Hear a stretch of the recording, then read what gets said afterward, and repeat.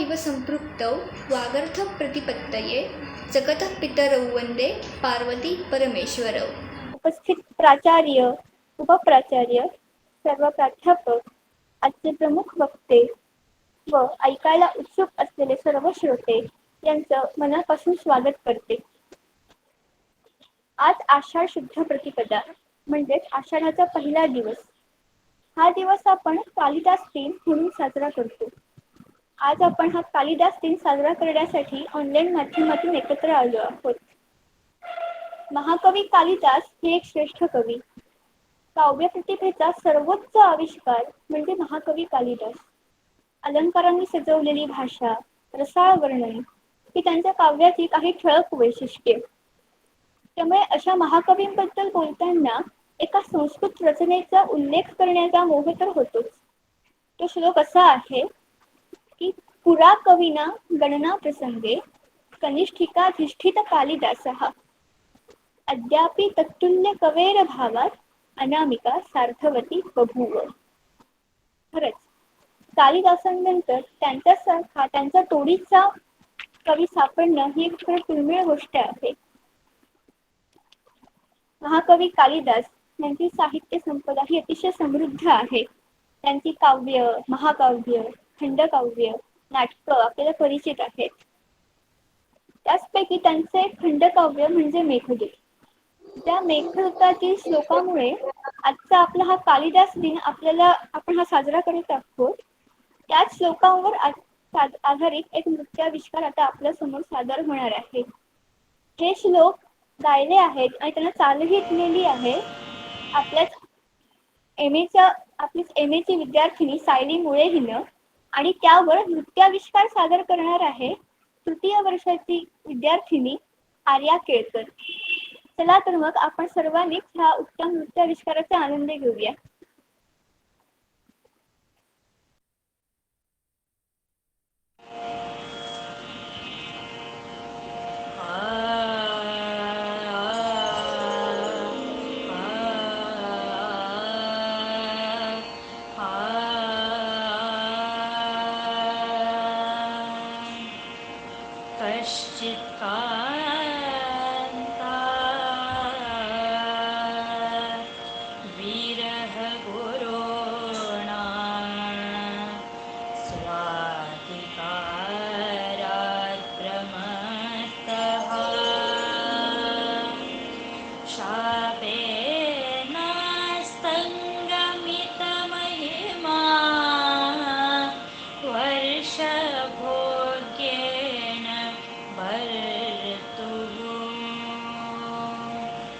यक्षश्चक्रे जनकतनया स्नान पुण्योदकेषु स्निग्धच्छायातरुषु वसतिं रामगिर्याश्रमेषु वसतिं रामगिर्याश्रमेषु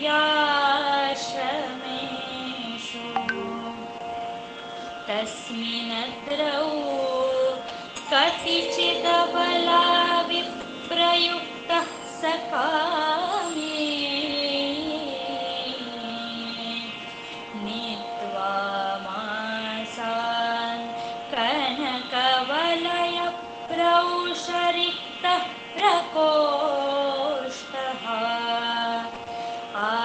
आषाढस्य प्रथमदिवसे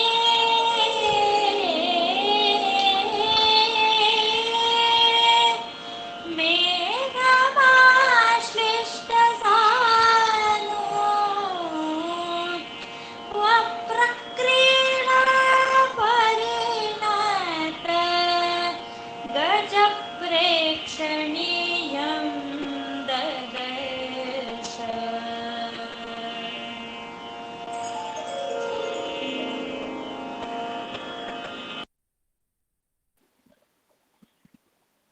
वा आर्या, खरंच खूप मस्त. या उत्तम नृत्याविष्कारानं आज आपल्या या कार्यक्रमाची एक अतिशय छान सुरुवात झालेली आहे. हा कालिदास दिन म्हणजे आपल्या सर्व संस्कृत प्रेमींसाठी आणि तसंच कालिदास यांच्या साहित्याच्या चाहत्यांसाठी एक आनंदोत्सव किंवा एक आनंदाची पर्वणीच असते असं म्हणायला हरकत नाही.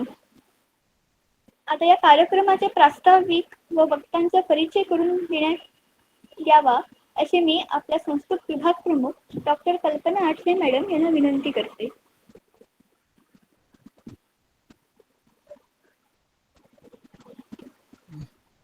नमो नमः. या सृष्टिस्रष्टुराद्या वहति विधिहुतं या हविर्या च होत्री ये द्वे कालं विधत्तः श्रुतिविषयगुणा या स्थिता व्याप्य विश्वं या माहुः सर्वबीजप्रकृतिरिति यया प्राणिनः प्राणवन्तः प्रत्यक्षाभिप्रपन्नस्तनुभिरवतु वस्ताभिरष्टाभिरीशः. महाकवी कालिदासाने अभिज्ञान शाकुंतल या नाटकाच्या प्रारंभी लिहिलेली ही नांदी, ज्याच्यामध्ये शंकराचं वर्णन केलेलं आहे. कालिदास दिनानिमित्त त्याच्याच या सगळ्या काव्याचं स्मरण करणं हा कालिदास दिन साजरा करण्यामागे एक नक्कीच हेतू असतो. आपल्या गोगटे जोगळेकर महाविद्यालयाच्या संस्कृत विभागाच्या वतीनं दरवर्षी हा कालिदास दिन साजरा करण्यात येतो. आज या कालिदास दिनानिमित्त जो हा कार्यक्रम आयोजित केला आहे, या कार्यक्रमाला आजच्या कार्यक्रमाचे अध्यक्ष म्हणून माननीय प्राचार्य डॉक्टर प्रफुल्ल दत्त कुलकर्णी, तसेच कला शाखेचे उपप्राचार्य डॉक्टर सुरेंद्र ठाकूर देसाई हे उपस्थित आहेत. त्यांचं मी या कार्यक्रमामध्ये मनापासून स्वागत करते.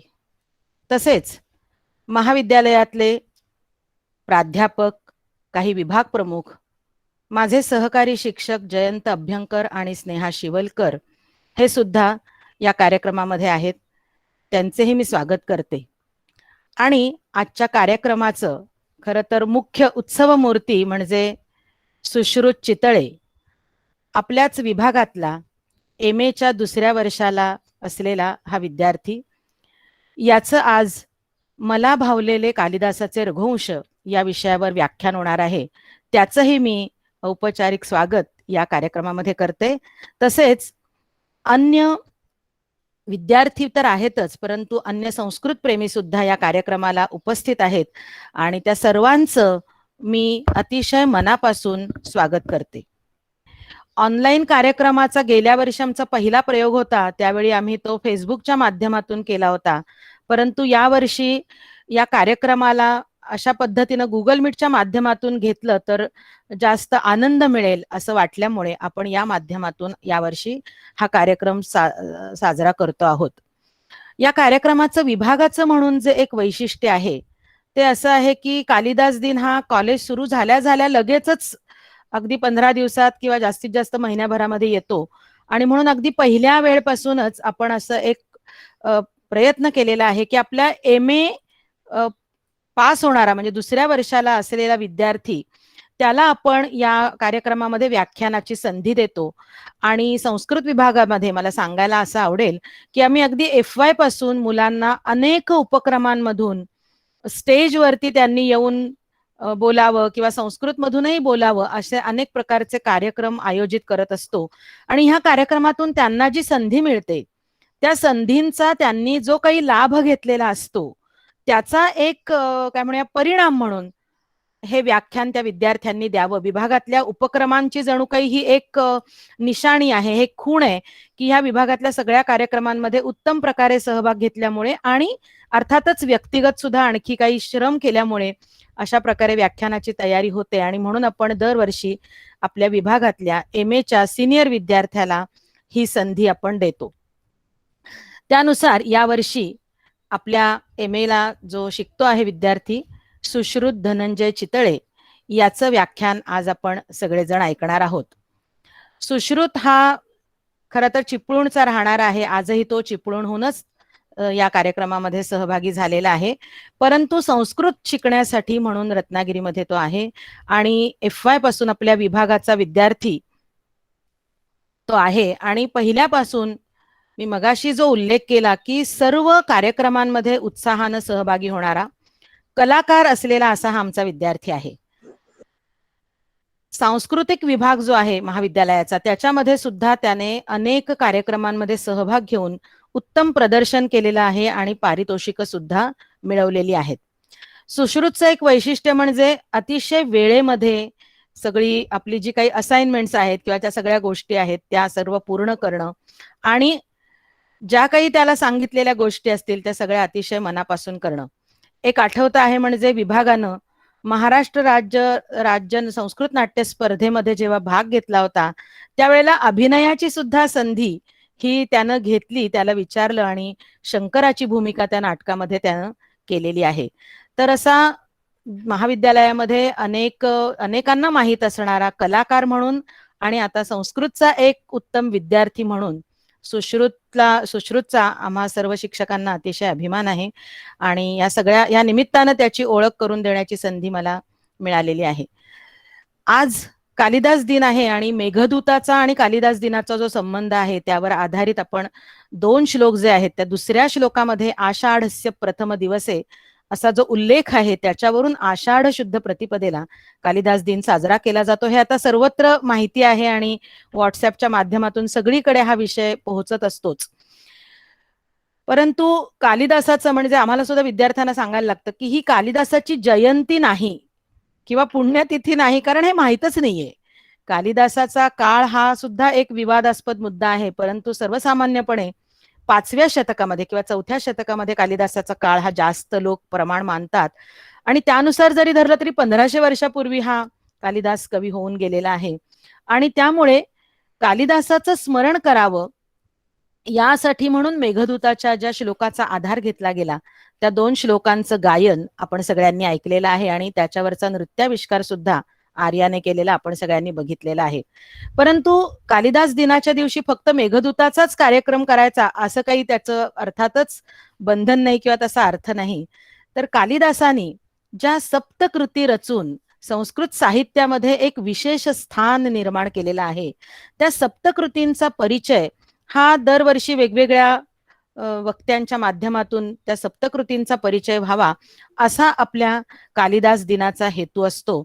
आणि त्यानुसार यावर्षी ज्या मेघदूतामुळे आपण कालिदास दिन साजरा करतो त्याचं तर स्मरण आपण केलेलंच आहे प्रारंभी, परंतु कालिदासाची एक अतिशय अजोड अशी जी कलाकृती आहे ती म्हणजे रघुवंश.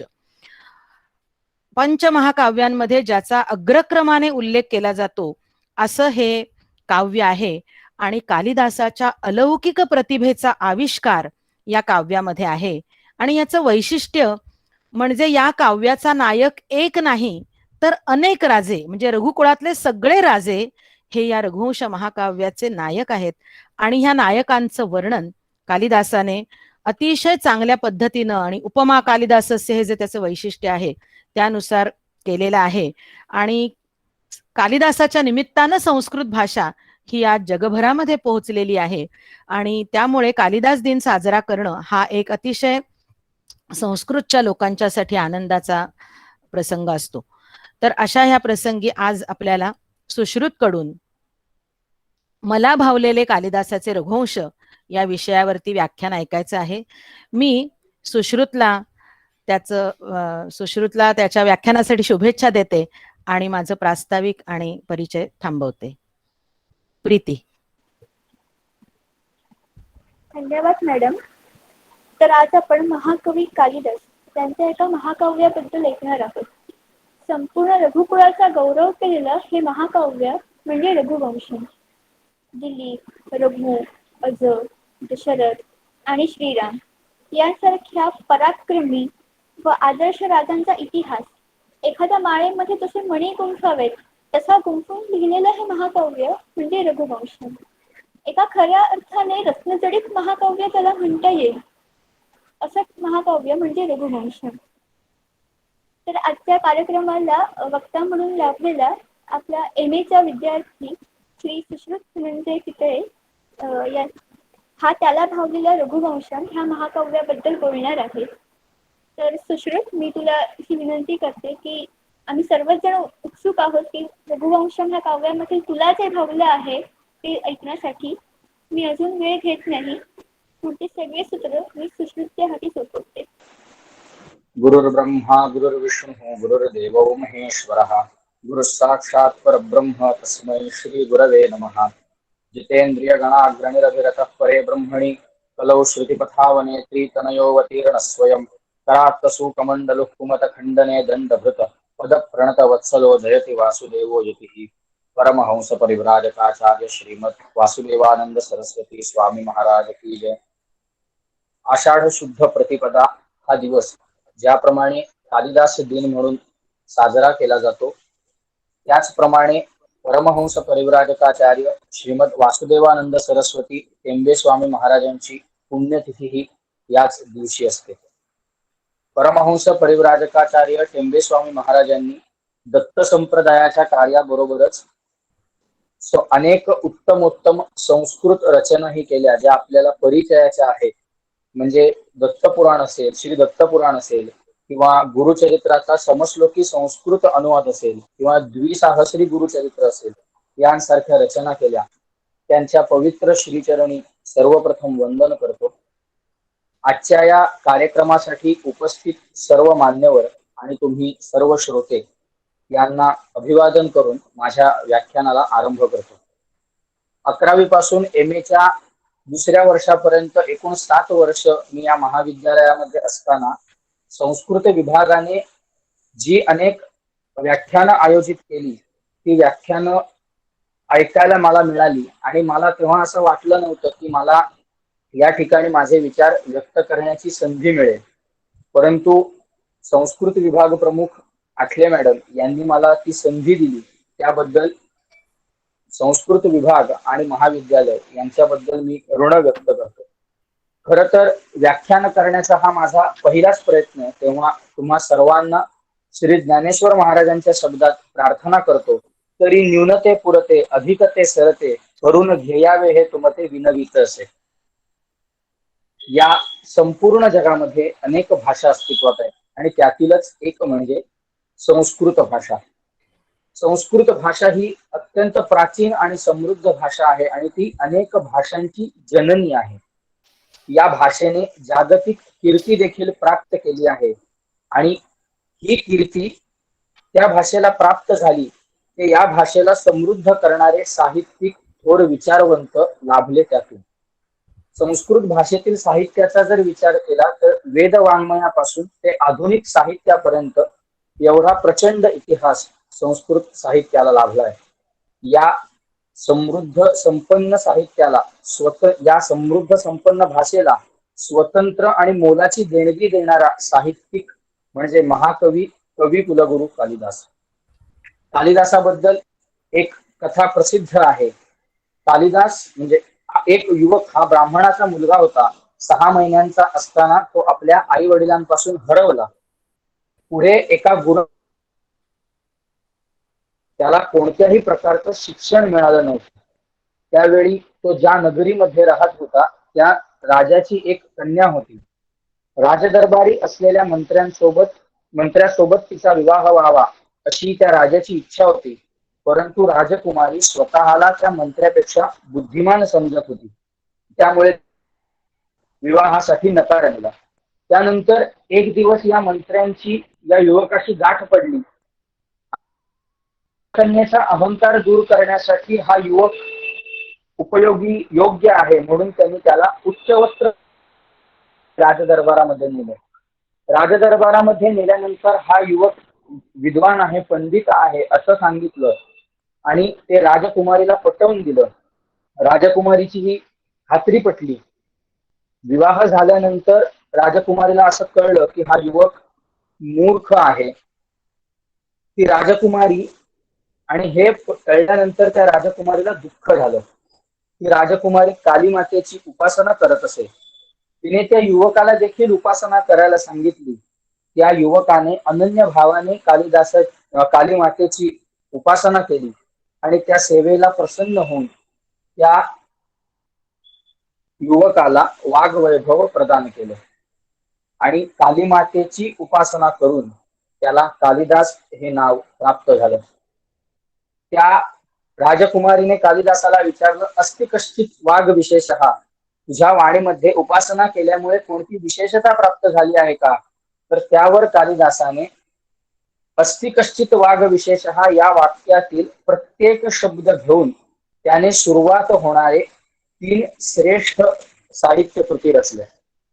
त्या 3 साहित्य कृती कोणत्या? तर अस्थितरस्याम दिशी देवतात्मा याने प्रारंभ होणारे कुमार संभव, कश्चित कांता विरह गुरुणा याने प्रारंभ होणारे मेघदूत आणि वागर्थाविव संपृक्त याने प्रारंभ होणारे रघुवंश, या 3 श्रेष्ठ काव्यांची रचना कालिदासाने केली. कालिदासाच्या काळाचा जर आपण विचार केला तर इसवी सनाचं 4थ्या शतकाच्या शेवटी किंवा 5व्या शतकाच्या सुरुवातीला कालिदास होऊन गेला असं अनेक विचारवंतांनी मान्य केले. रघुवंशाचा जो 4था सर्ग आहे तो 4था सर्ग आपल्याला कालिदासाचा काळ ठरवण्यासाठी उपयुक्त ठरतो. या सर्गामध्ये कालिदासाने रघु दिग्विजयाचं वर्णन केलंय. हे वर्णन करताना कालिदास म्हणतो, तत्र हुणावरोधानां भर्तृषु व्यक्त विक्रमम कपोल पाटनादेशी बभूव रघुचेष्टितम. या वर्णनामध्ये रघुराजाने उत्तर दिशेला स्वारी केली आणि हुणांना हरवलं असं वर्णन आढळतं. हुणांच्या आक्रमणाचा जर विचार केला तर इसवी सन 450च्या आसपास कुमार स्कंदगुप्ताच्या काळामध्ये हुणांनी भारतवर्षावरती आक्रमण केलं. या आक्रमणाला कुमार स्कंदगुप्ताने लढा दिला आणि हे जुनागड मधील गिरनारच्या इसवी सन 455 ते 456 मधील शिलालेखामधून सिद्ध झाला आहे. यावरून कालिदासाचा काळ हा इसवी सन 5वे शतक असावा असं प्रोफेसर पाठक यांनी प्रतिपादन केलं आहे. हा संदर्भ वा वि मिराशी यांच्या कालिदास या पुस्तकामध्ये आपल्याला वाचायला मिळतो. कालिदासाचे एकूण 7 ग्रंथ प्रसिद्ध आहेत. त्यातील रघुवंश आणि कुमार संभव ही महाकाव्य, मालविकाग्निमित्र, विक्रमोर्वशीय आणि अभिज्ञान शाकुंतल ही 3 नाटकं आणि मेघदूत आणि ऋतुसंहार ही 3 खंडकाव्य.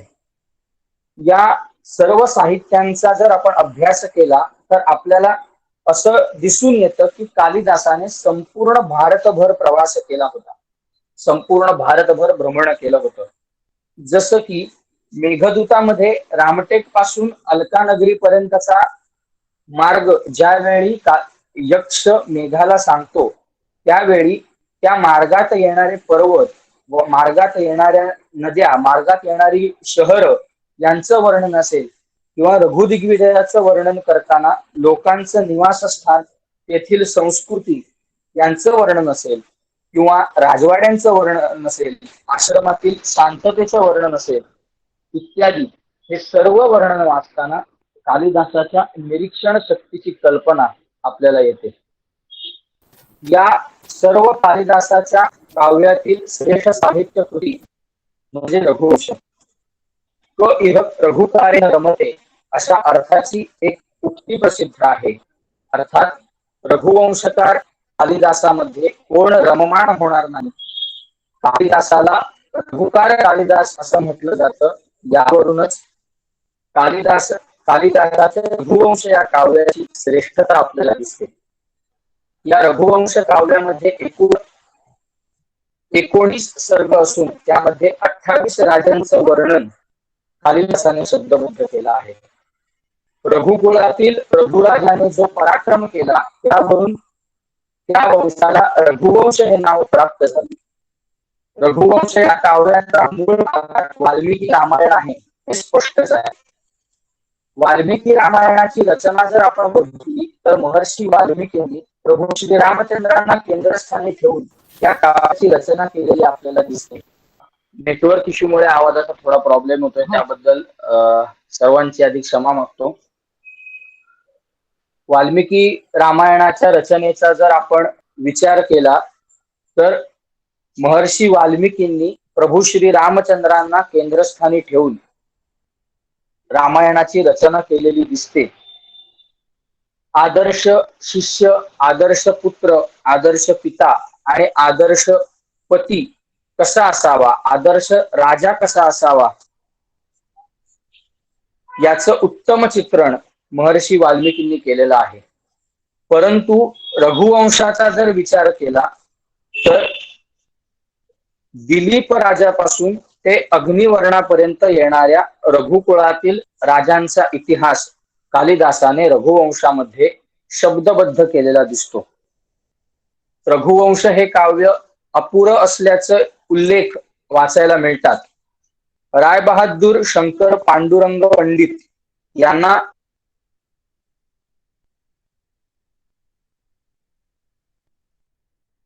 आहेत, परंतु ते प्रकाशित झाले नाहीत असं ते सांगतात.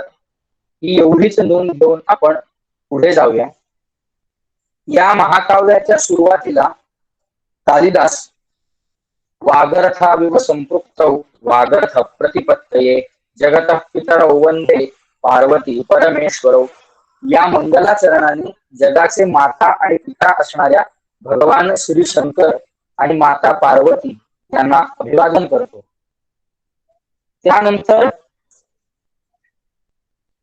त्यानंतर रघुकुळातील राजांचं वर्णन करण्यापूर्वी हे राजे कोणत्या गुणांनी संपन्न होते त्याचं देखील वर्णन कालिदास करतो. ते सर्व श्लोक आपल्याला परिचयाचेच आहेत. सोहमा जन्म शुद्धानाम माफलोदय कर्मणाम असमुद्र क्षितीशानाम अनाकरत वर्तमनाम यथा विधिहुत अग्नीनाम यथा कामाचितार्थिनाम यथा अपराध दंडानाम यथा काल प्रबोधिनाम त्यागाय संभृतार्थानाम सत्याय मित भाषिणाम यशसे विजिगीषूणाम प्रजायै गृहमेधिनाम शैशवेभ्यस्त विद्यानाम यौवने विषयैषिणाम वार्धक्ये मुनिवृत्तीनाम योगे नान्ते तनुत्यजाम. हे सर्व श्लोक पाहिल्यानंतर रघुकुळातील राजे कोणत्या गुणांनी समृद्ध होते ते आपल्याला दिसतं. ते गुण कोणते?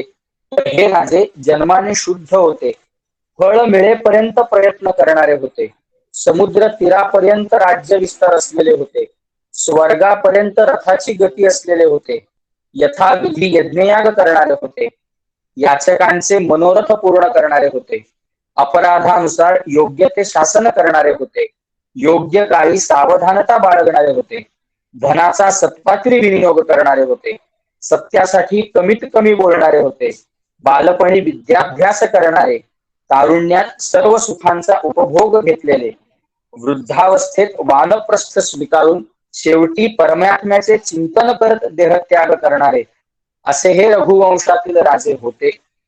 या सद्गुणांनी संपन्न असलेले राजे होते, म्हणूनच रघुकुळातील राजांनी दीर्घकाळ शासन केलं. हे गुण पाहिल्यानंतर असं लक्षात येतं की ज्याला नेतृत्व करण्याची इच्छा आहे त्याच्या अंगी जर हे गुण असतील तर तो उत्तम प्रकारे नेतृत्व करून उत्तम प्रकारे शासन करू शकतो. हे गुण पाहिल्यानंतर प्रभू श्री रामचंद्रांना रघुकुल तिलक का म्हटलं जातं हे मला समजलं आणि रघुवंश म्हणून मला भावलं. या रघुवंशामध्ये कालिदासाने विविध अलंकारांचा वापर सुद्धा केलेला आपल्याला दिसतो. रघुवंशाचा अनेकांनी अनेक अंगांनी अभ्यास केला.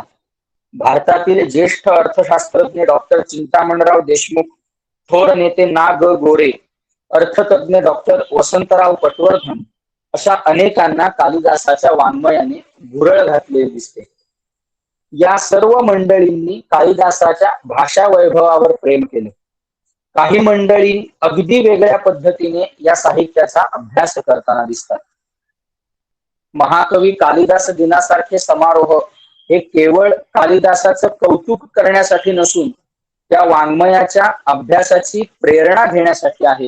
आणि म्हणूनच दोन वेगळ्या अभ्यासकांची ओळख मी आपल्याला करून देतो. त्यातील पहिले म्हणजे ग वि आपटे.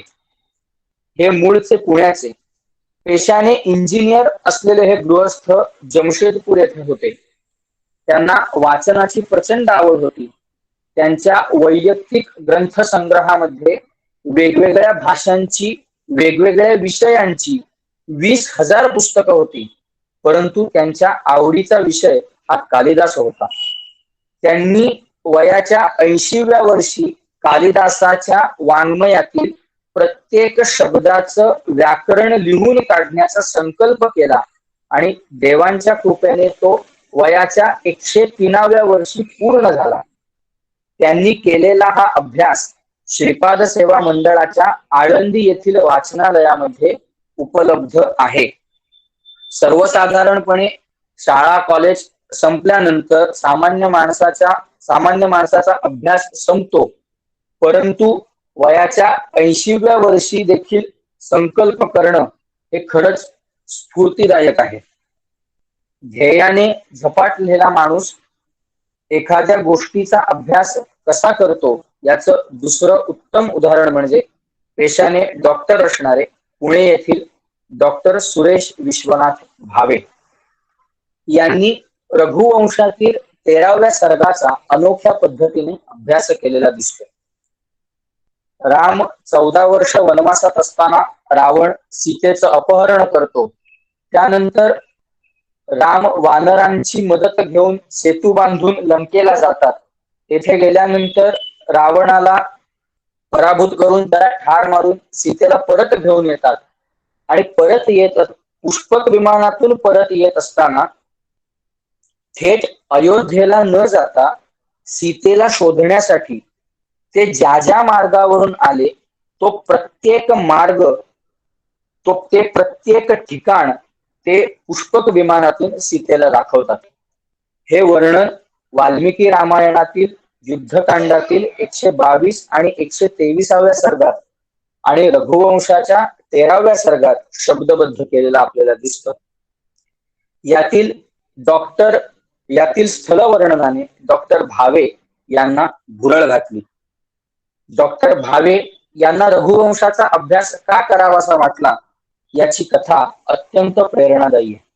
डॉक्टर भावे सांगतात, मल्लीनाथाने मेघदूताची कल्पना कालिदासाला वाल्मिकी रामायणातील पुष्पक विमानावरून सुचली असावी असा उद्गार काढला.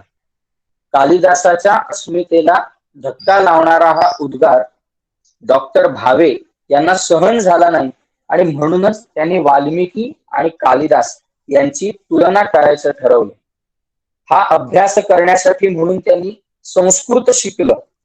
रघुवंशाची भाषा ही सामान्य संस्कृत येणाऱ्याला सुद्धा कळेल एवढी सोपी आहे आणि म्हणूनच संस्कृतशी संबंध नसताना सुद्धा कालिदास आणि रघुवंश यांच्याबद्दल डॉक्टर भावे यांना गोडी लागली.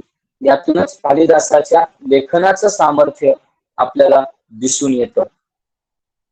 डॉक्टर भावे यांनी रघुवंशाचा ज्याप्रमाणे अभ्यास केला त्याप्रमाणे त्यांनी मेघदूताचा सुद्धा अभ्यास केला, परंतु मेघदूताच्या त्यांच्या अभ्यासावरचं पुस्तक सध्या प्रकाशित नाही. डॉक्टर भावे यांनी हा अभ्यास करण्यासाठी वाल्मिकी रामायणाच्या युद्धकांडातील 122 आणि 123व्या सर्गातील श्लोक आणि रघुवंशातील 13व्या सर्गातील श्लोक बाजूबाजूला ठेवले आणि त्यांचा प्रथम लिटरेचर म्हणून अभ्यास केला आणि तो तौलनिक अभ्यास सुरू केल्यानंतर दोन्ही ठिकाणी वर्णन केलेली ठिकाणं ही एकच आहेत, म्हणजे स्थळ एकच आहेत, परंतु त्याची वर्णन वेगवेगळी आढळतात असं त्यांच्या लक्षात आलं. ती वर्णन रघुवंशातील वर्णन वाचून त्यांना असं आढळलं की कालिदासाने जे वर्णन केलंय ते एरियल फोटोग्राफी व्ह्यूने लिहिलंय असं वाटलं आणि म्हणून त्यांनी त्या ठिकाणांवर विमानाने जाण्याचं ठरवलं. त्यासाठी त्यांनी पंजाब येथे जाऊन विमान चालवण्याचं प्रशिक्षण घेतलं. त्या संबंधीची लेखी, तोंडी आणि प्रात्यक्षिक परीक्षा उत्तम गुणांनी पास झाले आणि प्रायव्हेट पायलट लायसन्स त्यांनी प्राप्त केलं. त्यांनी या अभ्यासासाठी त्यांच्या अजून एका छंदाची याला जोड दिली. तो छंद म्हणजे फोटोग्राफी. हा अभ्यास करताना त्यांनी हवाई मार्गाने छायाचित्रण सुद्धा केलं आणि हे सर्व फोटो रामाच्या पदचिन्हांवरून पुष्पक विमानाने पंख पसरले या पुस्तकामध्ये आपल्याला पाहावयास मिळतात. ज्यावेळी डॉक्टर भावे रघुवंशाचा अभ्यास करत होते तेव्हा त्यातील अलंकारशास्त्र पाहून ते चकित झालेच, परंतु कालिदासाचं पर्यावरणाचं ज्ञान, कालिदासाचं दिशाशास्त्र याचं ज्ञान, हवामानशास्त्राचं ज्ञान, पशुपक्ष्यांचं ज्ञान हे पाहून सुद्धा ते चकित झाले. ते म्हणतात की कालिदासाचं रघुवंश हे केवळ BA आणि MA च्या मुलांना अभ्यासाला न देता ते सायन्सच्या मुलांना सुद्धा अभ्यासाला द्यावं, यावरूनच कालिदासाच्या आणि रघुवंशाच्या श्रेष्ठत्वाची कल्पना आपल्याला येते.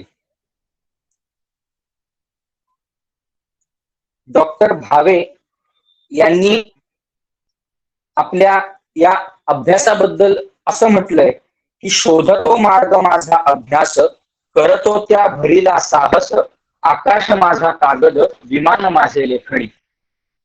हा सर्व अभ्यास डॉक्टर भावे यांनी हवाई मार्गाने, मोटारीने आणि जलमार्गाने केला. हा अभ्यास मगाशी सांगितलेल्या पुस्तकामध्ये रामाच्या पदचिन्हांवरून पुष्पक विमानाने पंख पसरले या पुस्तकामध्ये शब्दबद्ध केला आहे. वाल्मिकी रामायणातील युद्धकांडातील 123व्या सर्गातील 16व्या श्लोकात राम सीतेला त्यांनी बांधलेला रामसेतू दाखवतात. तेच वर्णन कालिदास रघुवंशातील 13व्या सर्गातील 2ऱ्या श्लोकात शब्दबद्ध करतो. कालिदास म्हणतो, वैदेही पश्या मलयात विभक्तम मत्सेतुना फेनिलम अंबुराशीम छायापथेनैव शरत् प्रसन्नम आकाशमाविष्कृत चारुतारम.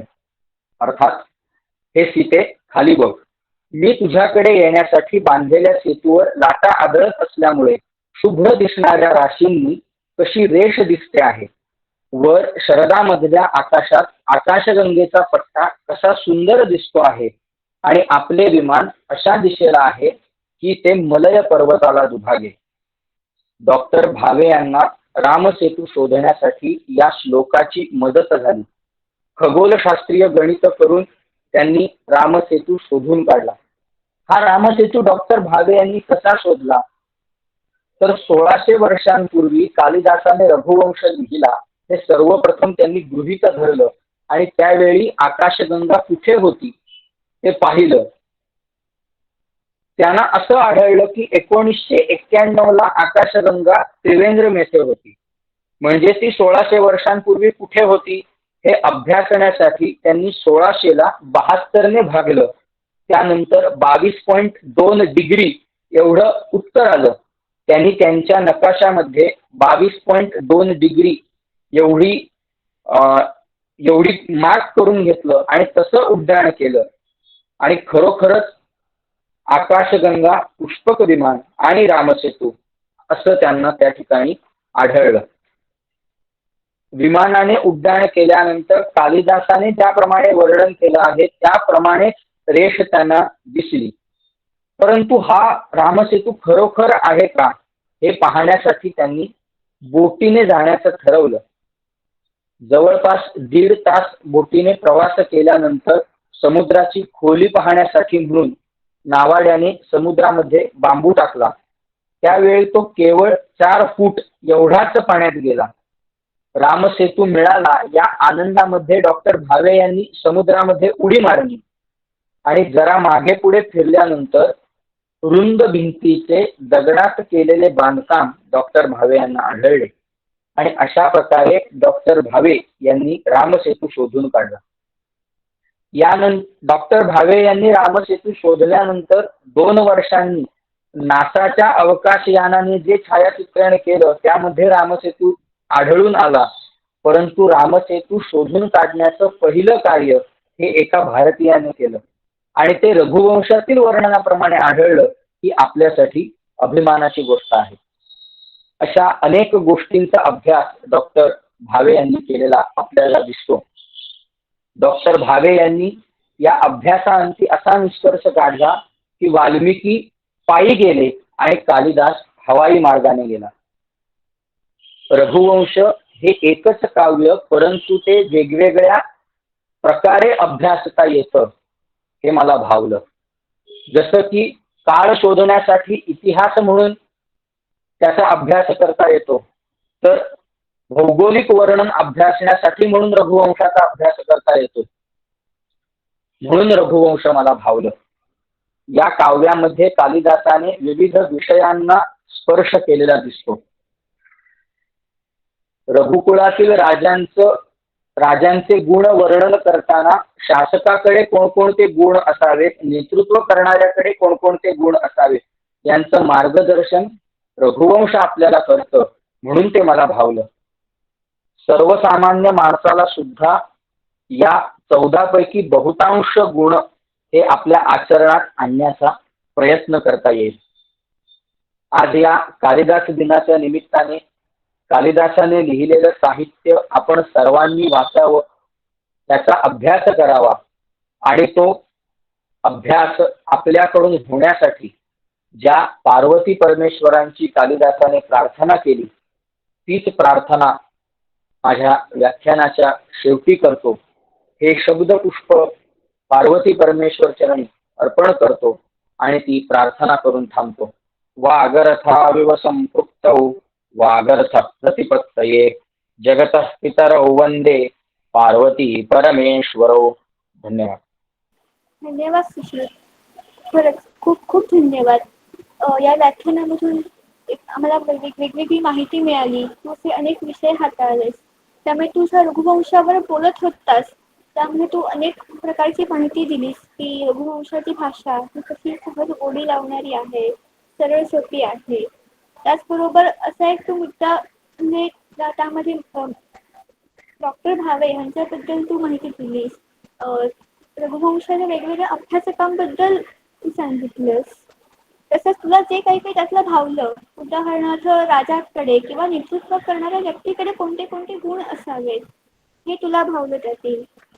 आणि रघुवंशम हे काव्य एकच आहे, पण ते किती वेगवेगळ्या प्रकारे अभ्यासता येतं हे तुला भावलं, याबद्दल तू म्हणालास. आणि आम्हालाही असंच वाटतं की रघुवंशावर जसं तू भाष्य करत पुढे पुढे जात होतास, आम्ही सुद्धा त्या महाकाव्याची एक आम्ही भ्रमंती करत होतो. त्यामुळे खूप धन्यवाद.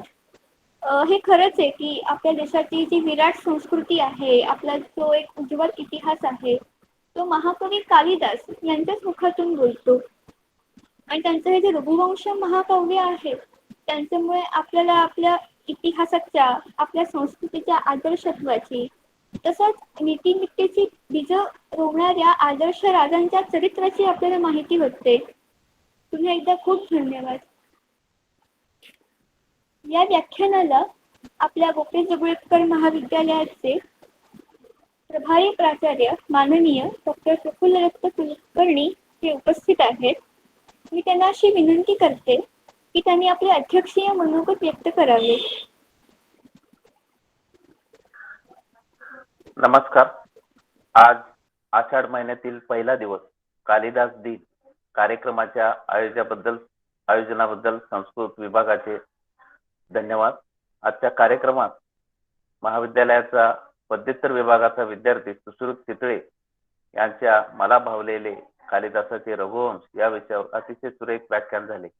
मला वाटतं की पदव्युत्तर विभागात गेले 2 वर्ष ऑनलाईन टीचिंग चालू असताना सुद्धा त्याची जी संस्कृत शिकण्याची आणि सखोल अध्यापनाची आणि संशोधनाची जी आस आहे ती यामुळे परिपूर्ण झाली. खूप सुंदर असं त्याने विषय मांडले. त्याबद्दल मी त्याला शुभेच्छा देतो. त्यानं महाविद्यालयाने दिलेल्या संधीचे नक्कीच सोने केले आणि त्याच्या भावी कारकिर्दीसाठी खूप शुभेच्छा. आजच्या कालिदास दिनी ज्या MA विद्यार्थ्यांनी कार्यक्रमाच्या आयोजनासाठी प्रयत्न केले त्या सर्वांना शुभेच्छा. तसेच कार्यक्रमात आज उपस्थित राहिलेल्या सर्वांचे विशेष कौतुक. कवी कालिदासाच्या साहित्याशिवाय संस्कृतचा अभ्यास पूर्णच होऊ शकत नाही. आज कवी कुलगुरू कालिदासाच्या मेघदूत या खंडकाव्याची पहिली ओळ आठवते व मन प्रसन्न होते. आषाढस्य प्रथम दिवशी संस्कृत न येणाऱ्याला सुद्धा कवी कालिदास आणि ही पहिली ओळ ही मनात गुणगुणत राहते. कालिदासाच्या सर्वोत्तम काव्यातील मेघदूत हा कोहिनूर हिरा, पण कालिदासाच्या शकुंतला या अमर प्रभावी नाटकाने कालिदासाची उंची आणि कीर्ती जगभर गाजली. आजही त्यामुळे कालिदासाची कीर्ती अमर आहे. महाभारत सांगितलेले महर्षी व्यास, रामायण लिहिलेले वाल्मिकी आणि शाकुंतल नाटक लिहिलेले कवी कालिदास या तिघांच्या साहित्याशिवाय भारतीय संस्कृतीची तसेच विचारांची ओळख पूर्ण होणार नाही. आजच्या कार्यक्रमात सुंदर सूत्रसंचालन प्रीती टिकेकर यांनी केले. तसेच या कार्यक्रमात नृत्याविष्कार सादर करण्यात आला. ऑनलाईन एज्युकेशन असूनही गेले 2 वर्ष आपण संस्कृतचा अभ्यास सखोल आणि परिपूर्ण करत आहात, याबद्दल विभागाचे आणि आपल्या सर्वांचे धन्यवाद. आपण वेगवेगळ्या उपक्रमात सातत्याने सक्रिय सहभागी होता, त्याबद्दल आपले विशेष कौतुक. आजच्या संस्कृत विभागाच्या वतीने कार्यक्रमाच्या आयोजनाबद्दल विभाग प्रमुख डॉक्टर कल्पना आटले, सर्व प्राध्यापक, उपप्राचार्य डॉक्टर सुरेंद्र ठाकूर देसाई आणि विद्यार्थी या सर्वांना धन्यवाद. धन्यवाद सर. तर आज आपण कालिदास दिनानिमित्त इथे जमलो होतो.